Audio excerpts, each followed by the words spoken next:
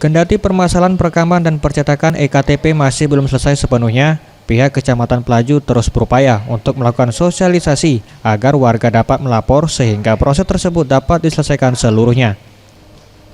Camat Kecamatan Pelaju Zanaria mengatakan, untuk percetakan EKTP, warga yang telah melakukan perekaman telah selesai sepenuhnya.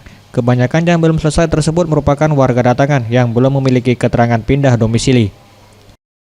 Warga datangan, tapi kalau warga yang sudah lama di Kecamatan Pelaju, mereka melalui CT, terus ke kelurahan, itu menghasilkan data tersebut setelah direkap untuk ke kecamatan dan perwakilan Capil menghasilkan ke kantor Capil untuk menyelesaikan KTP.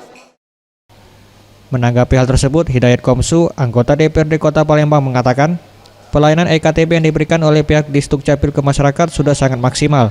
Namun yang menjadi persoalan adalah kurangnya belangko serta adanya dugaan pungli.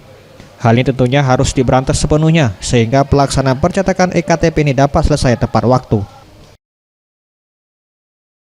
DPRD Kota Palembang akan berusaha semaksimal mungkin karena sudah ada peraturan baik dari Presiden maupun dari Menteri maupun sampai ke bawah seluruh pemerintah mengumumkan tidak boleh ada pungli seperak pun, terutama masalah KTP.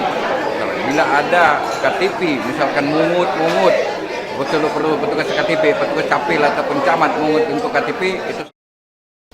Tim Liputan Sriwijaya TV.